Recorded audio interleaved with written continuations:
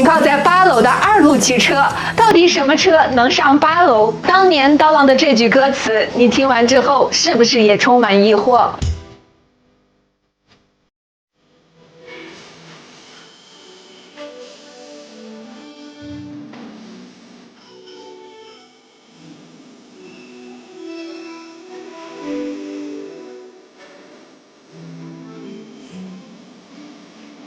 懵不懵？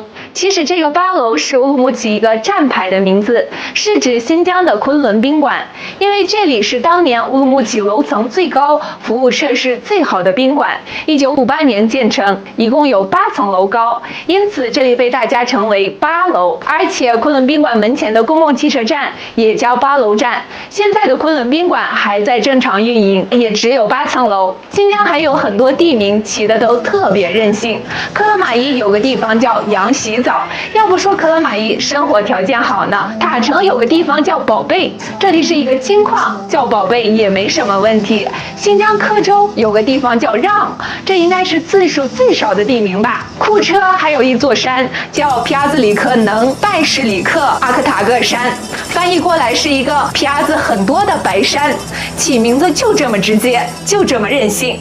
你们那里有没有特别有意思的地名啊？评论区发出来吧。用你那火火的嘴唇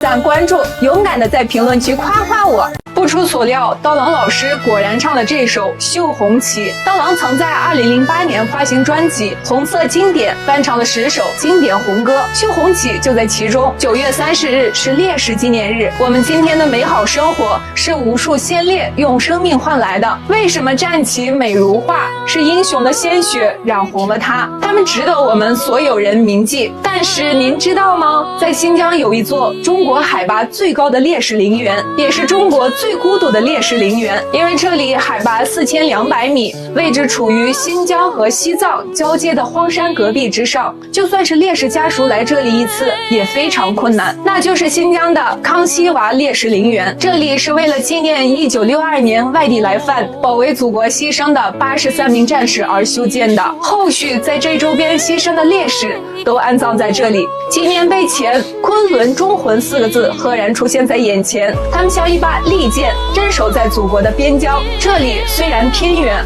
可他们并不寂寞，在周边执行任务的战士路过这里都会来看望他们。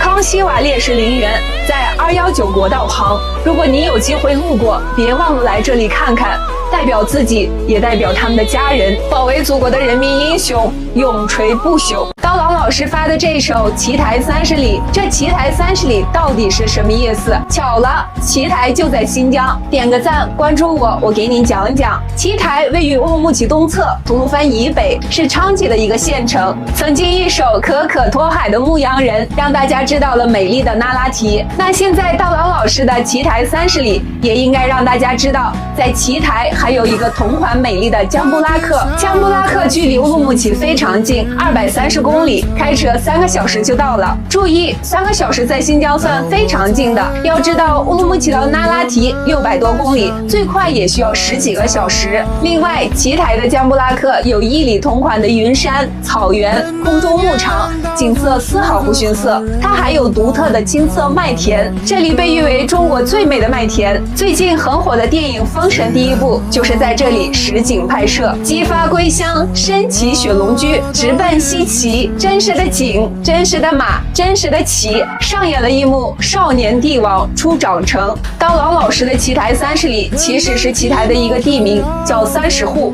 讲述了一个朴素的老人离去，大家对他怀念之情。曾经刀郎老师去奇台采风，每次老人家都热情给他开门。机缘巧合之下，刀郎老师就创造了这首《奇台30里》。这个地方大家就不用花心思找了，这就是一个普通的农场。不过刚才我讲到的江布拉克倒是一个值得一来的地方，不光美丽，性价比还高。现在这一季节来新疆，走北疆环线，乌鲁木齐去魔鬼城、喀纳斯、禾木、可可托海，然后返回奇台的江布拉克，再去天池，最后返回乌鲁木齐。来新疆玩吧，小谷给你做攻略。曾经刀郎老师的盗版专辑销量是远远高于他正版专辑销量的，而现在刀郎老师又把他的歌曲免费发布在抖音上。他这样的做法，是不是有很多人像我一样，感觉欠了他一张正版专辑？今天刀郎老师的正版专辑我买了，山歌聊斋正版 CD， 我还买了黑胶唱片版本，里面包含了11首新发的歌曲。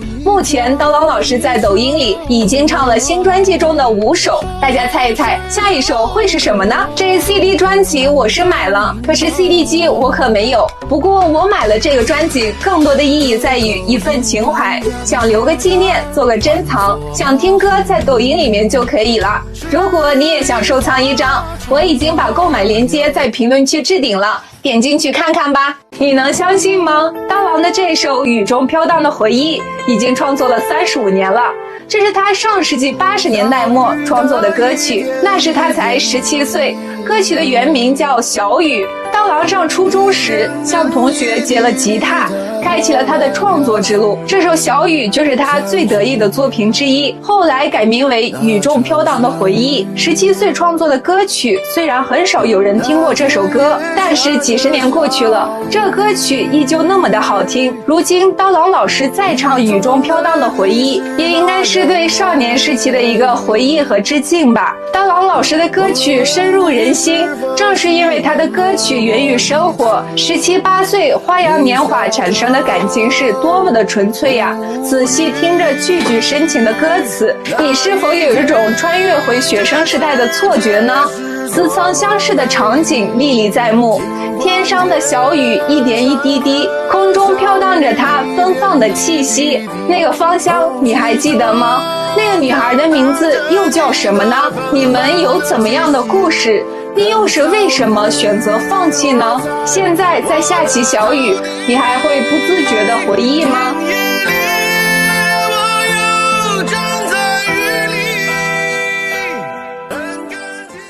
如果你有机会秋天来新疆，那一定来看看刀郎老师歌曲里那喀什噶尔的胡杨，它到底有多么的震撼，才能让刀郎写出这么痛彻心扉的歌词？听我慢慢道来。中国拥有世界90%的胡杨，而新疆拥有中国90%的胡杨。胡杨生千年，死千年，朽千年，3000年的胡杨，100万年的历史，因此胡杨也被誉为第3届活化石。胡杨一年叶子会由绿变黄再变红，因此也被誉为自然界的红绿灯。这个是我育的。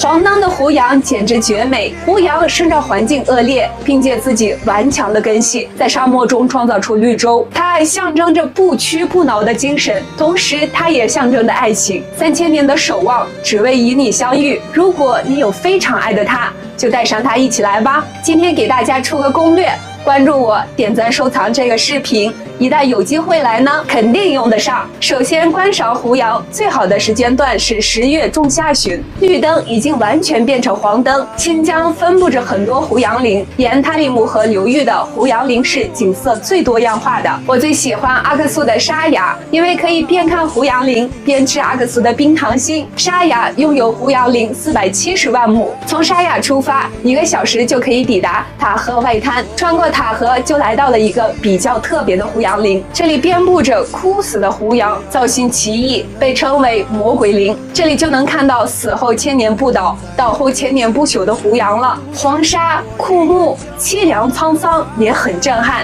离开这里再向前，就是一条100余公里的胡杨秘境观景大道，你可以开着车慢慢看。再往前就到了胡杨小院，在这里可以小憩一下，吃一个胡杨看着长大的小山羊，感觉好极了。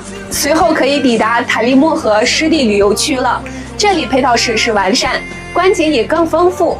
湿地胡杨、沙漠胡杨、戈壁胡杨、水胡杨应有尽有，美吧？有机会一定要来看看。她被称为昆仑女神，独自在昆仑山脚下守望20多年，从一个花季少女变成了沧桑老妇。她到底在等什么？1990年，杨丽与爱人李军结婚，丈夫为响应号召报名加入了支援边疆的队伍。她跟随队伍在昆仑山无人区修筑公路，遭遇到了坍塌，所有人被淹没在黄沙之下。杨丽思念丈夫，伤心过度，精神开始恍惚，常常自言自语。她不相信丈夫死了，丈夫说过会回来陪她，直到2001年家中最后一位老人去世，她便背起了行李，来到了昆仑山脚下，来到了丈夫消失的地方，呼唤着丈夫的名字。她在昆仑山脚下找到了以前工人避风的小房子，从此便在这个荒无人烟的地方等待丈夫归来。这一等就是20多年，高原艰苦的环境改变了她的容貌，却没能改变她的艰辛。她会对每一个路过的车辆微笑招手，希望大家路上平安，因此大家都称她为昆仑女神。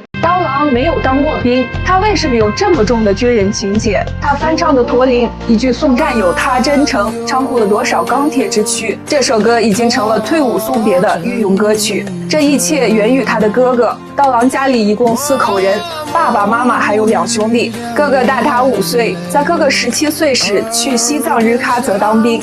在此之前，他们的感情一直不好。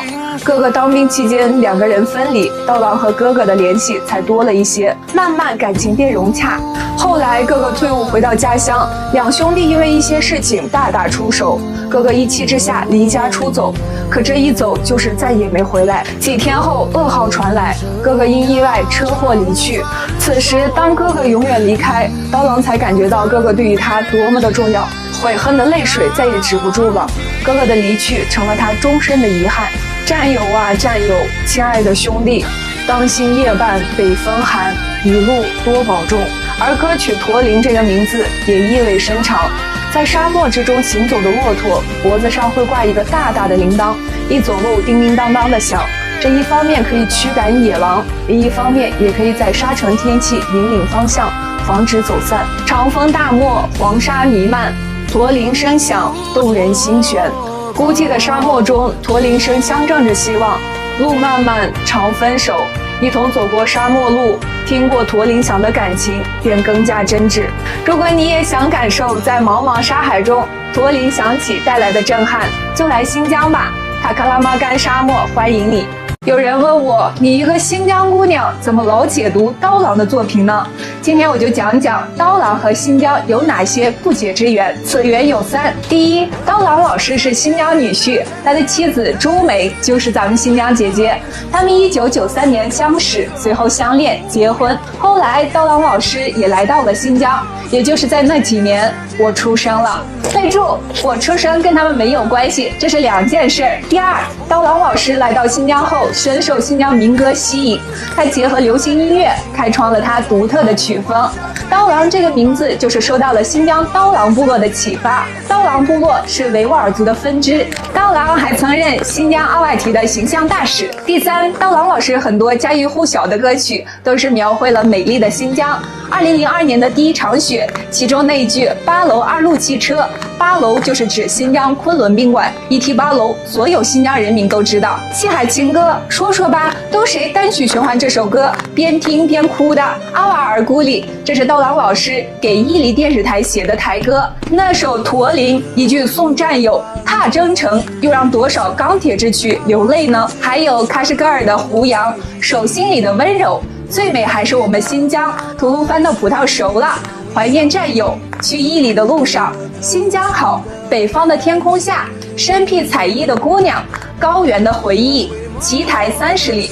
他的歌曲写遍了大美新疆，而我的使命正是宣传大美新疆。您说我喜爱它，没错吧？提到西域36国，你第一反应想到的是谁？在古西域这片土地上发生的故事太多了，不管您有没有专业研究过这段历史，在这里的关键词您肯定听过36国中的楼兰，这个知道吧？肯定有很多人就纳闷儿，古人为什么那么恨楼兰，写到诗里面都要弄死他。还有就是刀郎老师的徒弟云朵那首《我的楼兰》，是谁听这首歌知道楼兰？刚开始是不是以为楼兰是哪个美女呢？36国中的精绝，鬼吹灯的9层妖塔，精绝女王，是不是挺吓人？36国里面还有乌孙、龟兹，注意这样读是不对的，这应该是秋瓷，这应该都是大家略有耳闻的。和这里有关的英雄人物，大家应该知道的更多了。汉武帝刘彻、张骞、卫青、霍去病、郑吉、班超、唐玄奘、李白、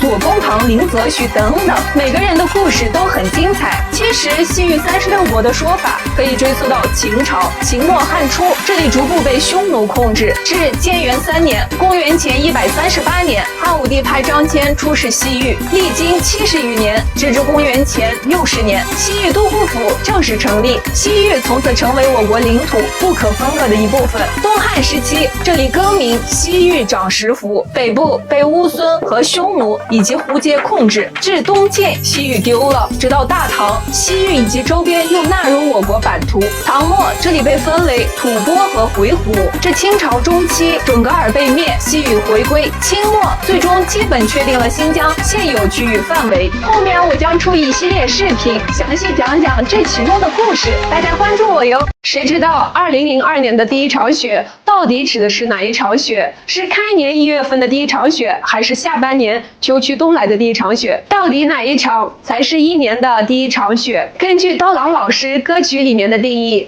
第一场雪应该是下半年的那一场，因为有一句歌词是停靠在8楼的2路汽车带走了最后一片飘落的黄叶，显然是秋天已过，冬日将来。地点是乌鲁木齐，歌曲也写了2002年的第一场雪是留在乌鲁木齐南蛇的情节。乌鲁木齐2000年的第一场雪是10月8号，2001年的第一场雪应该是10月1号，2002年的第一场雪是10月12号，确实2002年要晚一些。那么问题来了，如果这算第一场雪，那一年中的最后一场雪该怎么算呢？是当年的最后一场，还是第2年春天的最后一场呢？如果是第2年，那2023年的最后一场雪就是2024年才下。如果是当年12月份的算最后一场，那一年中第一场雪在秋天，最后一场雪在冬天，那么春天1到4月下的雪归谁管呢？是不是有点乱？到底咋算呢？评论区说说吧。最后提醒一下，新疆乌鲁木齐10月份就要下雪了，今年还没来新疆玩的要赶紧了。这是刀郎老师所有作品里面他自己最喜欢的一个，但可能这首歌您连名字都没听过。艾利夫与塞奈姆是我所有作品里面我最喜欢的一首歌。艾里夫与塞乃姆，2002年完稿，2004年发行。点个赞，关注我，给您讲一讲这个动人的故事。歌曲是根据新疆一个民间传说改编，这个故事在新疆流传广泛，传奇且深入人心。艾里夫是一个男孩的名字，塞乃姆是一个女孩的名字。相传国王和宰相一同外出打猎，遇到了一只怀胎的黄羊，因为王后和宰相夫人当时怀有身孕，他们放走了那只黄羊。国王还对宰相许下诺言，如果2家生的都是男孩，就让他们结拜为兄弟；如果都是女孩，就让他们结拜成姐妹；如果是一男一女，就让他们结为夫妻。您身边有没有这样要好的朋友呢？快艾特他来一起听听吧。后来王后生了女孩，那就是塞乃姆；宰相夫人生了男孩，那就是艾里甫。他们从小青梅竹马，10多年过去了，他们长大成人，便顺理成章产生爱情，并且感情真挚。但由于政权斗争，宰相被陷害，密谋篡夺王位。国王一怒之下撕毁婚约，向宰相全家驱逐出境，自此一对爱人天各一方。但两个人的感情丝毫没有改变。艾里甫身在异地他乡，历经艰辛，心中仍对美丽善良的塞乃姆念念不忘。而塞乃姆也是一样，钟情于艾里甫，相似成疾，奄奄一息。他们的爱情感动了很多人，在他人的帮助下，艾里甫最终返回，两个人重逢，终成眷属。为了爱情，我被放逐天涯，莫非今生与你厮守，变成神话。当王老师的歌词如泣如诉，感人至深，快去听听吧。冷知识，歌曲里面孤独的阿卡，阿卡是哥哥的意思。